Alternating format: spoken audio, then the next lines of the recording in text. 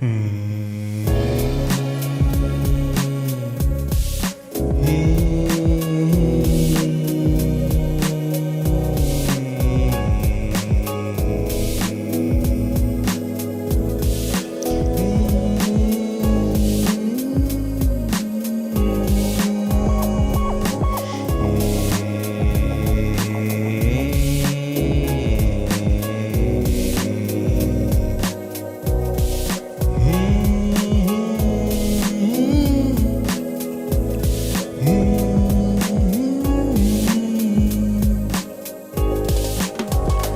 Tayo po na nakaupo, subukan nyo namang tumayo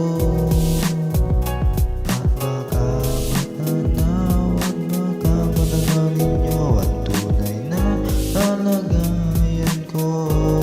Pero kasi yan Naupo na dyan po ba kayo sa loob ng malaking bayat malawak na bakura, mataas sa pader, pinapaligiran at takapin ng mga mamahalin sa sakyan, mga batay na laging bulong ng bulong, wala namang kasabay. Marami ang nakabarong, lumakas pa ng ulan, walang butas ang buong mga plato, kutsara na hindi kilala at tuto, at ang kanin sa putin sa gatas ng sakakot. At kahit na hindi pasko sa lamesa ay may hamon, ang sa harap siguro maniraan sa bahay na ganyan, sabi pa nila dito mo raw ay matatagpuan ang tao na nagmamayari ng isang upuan na may pagkakataon may pinag-aagawan. Kaya naman hindi niya pinakakawalan, kung makita ko lamang siya ay aking nisigawan. Kayo po na nakaupo, subukan nyo namang tumayo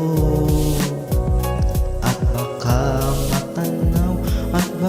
matanaw ninyo ang tunay na kalagayan ko.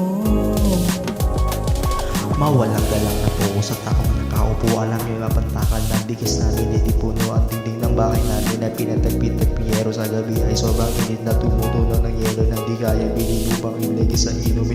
Pinakulong tubig na dumagto ang huli-huli gamit ang panggatong na inanan lamang sa estero na nagsisilbing kusina sa umagay aming banyo. Ang aking inay na may kayaman ng isang kaldero na nagagamit lamang pag ang aking ama ay sumuldo.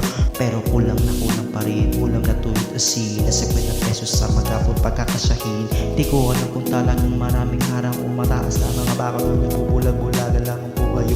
Kahit sa dami ng pera nyo, walang doktor ang magkapalinaw na mga mata nyo. Kaya huwag kang masyadong halata, bato-bato sa